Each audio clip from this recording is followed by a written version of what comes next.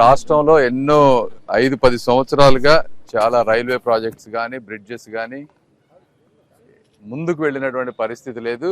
ఇవాళ కలెక్టర్ గారు, రైల్వే అధికారులు, అదేవిధంగా ఇక్కడ ఉన్నటువంటి R&Dకి సంబంధించిన అధికారులు, మున్సిపల్ అధికారులు అన్నీ కూర్చొని ఒకసారి రైల్వే ప్రాజెక్ట్స్ అంటే ల్యాండ్ అక్విజిషన్ ఇష్యూస్ ఉంటాయి. అదేవిధంగా లోకల్గా కొన్ని ఒక శంకర విలాస్ బ్రిడ్జ్ ఉంటే అది ట్రాఫిక్ హెవీగా ఉండేటువంటి బ్రిడ్జ్. దాంట్లో కొత్తది కన్స్ట్రక్ట్ చేయాలంటే ట్రాఫిక్ని ఎలా డైవర్ట్ చేయాలి, లేదంటే దాన్ని ఏ విధంగా ముందుకు తీసుకువెళ్ళాలనే వాటన్నిటి మీద అందరితో కూర్చొని డిస్కస్ చేసాం. అదే కాకుండా ఈ చుట్టుపక్కల ప్రాంతంలో ఉన్నటువంటి అన్ని బ్రిడ్జిలు దాదాపుగా 10-15 వచ్చినాయి. ఒక 1000-2000 కోట్ల రూపాయలకు సంబంధించిన వర్కులు, ఆ ప్రాజెక్టులకు సంబంధించినటువంటి కంప్లీట్ ప్రాజెక్ట్ రిపోర్ట్స్ DPRలు ఏ స్టేజ్లో ఉన్నాయి, ఒకవేళ DPRలు అవ్వకపోతే అవి ఎప్పుడు కంప్లీట్ చేస్తారు, ఒక టైం లైను, కంప్లీట్ అయిన DPRలు ఎక్కడికి వెళ్ళినాయి, సౌత్ సెంటర్లో ఏ పొజిషన్లో ఉన్నాయి, లేకపోతే రైల్వే బోర్డులో ఎక్కడున్నాయి, ఎవరెవరు దీన్ని ఫాలో అప్ చేసుకొని వీటిని ముందుకు తీసుకువెళ్ళాలనే విధంగా అందరం కలిసి మాట్లాడుకొని అందరం ఎవరి వర్క్ వాళ్ళు చేసుకునే విధంగా చేసాం. అందరూ కూడా ఉత్సాహంగా ఉన్నారు చేయడానికి. తప్పనిసరిగా మీ అందరికీ నేను ప్రామిస్ చేసినట్టుగానే సాధ్యమైనంత వరకు ఎక్కడెక్కడ ఎవరెవరిని కలిపి ముందుకు వెళ్ళి వర్క్ చేయాలో చేసి ఆంధ్ర రాష్ట్రానికి, గుంటూరు జిల్లాకి ముఖ్యంగా సాధ్యమైన ప్రాజెక్టులు కంప్లీట్ చేసే పని తీసుకుంటాం. Thank you. నేను ఎలక్ట్రానిక్స్, కమ్యూనికేషన్స్, అదేవిధంగా రూరల్ డెవలప్మెంట్ మినిస్టర్ని. నా డిపార్ట్మెంట్లో ఏమైనా జరిగితే మీరు అడగండి, వాటి మీద నాకు పూర్తి అవగాహన ఉంటుంది. ఎడ్యుకేషన్ అంటే అది నేను డైలీ చూసేటువంటి పరిస్థితి కాదు, కాబట్టి అందులో డెప్త్ నేను కాదు, వాళ్ళు చెప్పడం అనేది కరెక్ట్.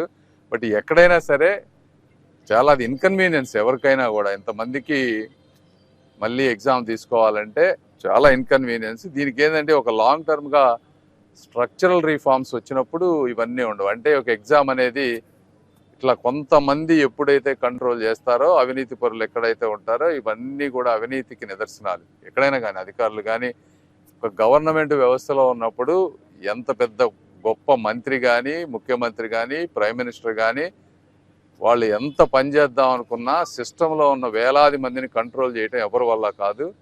కొంతమంది ఇట్లా జరిగినప్పుడు జరుగుతాయి. ఇవి జరిగినప్పుడు వెంటనే ఎవరి పరిస్థితి అయినా ముందు అలా జరగకుండా ఎటువంటి సిస్టమ్స్ తీసుకురావాలనే దాని మీద ఆలోచిస్తే ఈ బ్లేమ్ అనేది లేకుండా ముందు జనాలకు మంచి జరుగుద్ది అనేది నా ఒపీనియన్ పర్సనల్గా. డెఫినెట్గా మోడీ గారు కానీ, మోదీజీ ఆయన ఎప్పుడు కూడా హార్డ్ వర్క్ ఇవన్నీ చేస్తూ ఉంటారు, ఎక్కడ కరప్షన్ లేకుండా చేయాలని చూస్తారు. కాబట్టి ఆ విధంగానే ముందుకు వెళ్తారని నేను అనుకుంటా ఉన్నాను. అదేనమ్మా రోడ్ మ్యాప్ అంటే ఫస్ట్ ప్రాజెక్టు, ఆ ప్రాజెక్టులు కరెక్ట్ విధానంలో మనం ఎలా చేయాలి, దానికి ఖర్చు ఎంత అవుతుంది, లోకల్ గవర్నమెంట్స్ రెస్పాన్సిబిలిటీ ఏంటి.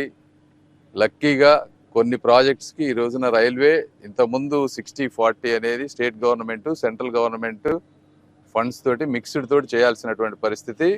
మీకు తెలుసు, జగన్మోహన్ రెడ్డి గారు లాస్ట్ 5 సంవత్సరాల్లో స్టేట్ గవర్నమెంట్ నుంచి ఇవి వ్యక్తిగత ప్రయోజనాలు కాదు కాబట్టి, బ్రిడ్జ్లు కానీ రోడ్లు కానీ వ్యక్తిగత ప్రయోజనాలు కాదు, రోడ్లు వీటిని కడితే ఓట్లు రావు అనే ఉద్దేశంతో వాటిని పూర్తిగా వదిలేశారు. ఇప్పుడు కొంత సెంట్రల్ గవర్నమెంట్లో కూడా ఎక్కువ బడ్జెట్ సెంట్రల్ గవర్నమెంట్ వచ్చే అవకాశం ఉంది కాబట్టి ఎక్కడెక్కడ అవకాశం ఉన్నా కూడా అవన్నీ చేసే పని చేయబోతున్నాం. ఇవన్నీ కూడా టైం బౌండ్. ఏదైనా DPRకి కానీ ఇంకో దానికి కానీ ప్రతి ఒక్కరికి ఆ సిచ్యువేషన్ బట్టి కొంతమందికి 30 రోజులు, కొంతమంది 45 రోజులు, కొన్నిటికి 60 రోజులు టైం పెట్టుకున్నాం. ఈ సంవత్సరం అవ్వలేని ఏమన్నా ఉంటే నెక్స్ట్ ఇయర్ ఫాలో అప్ చేసే విధంగా ప్రతి ఒక్కరికి ఒక టైం లైన్, ఒక డాష్ బోర్డు, దాని ప్రకారం ముందుకెళ్తాం.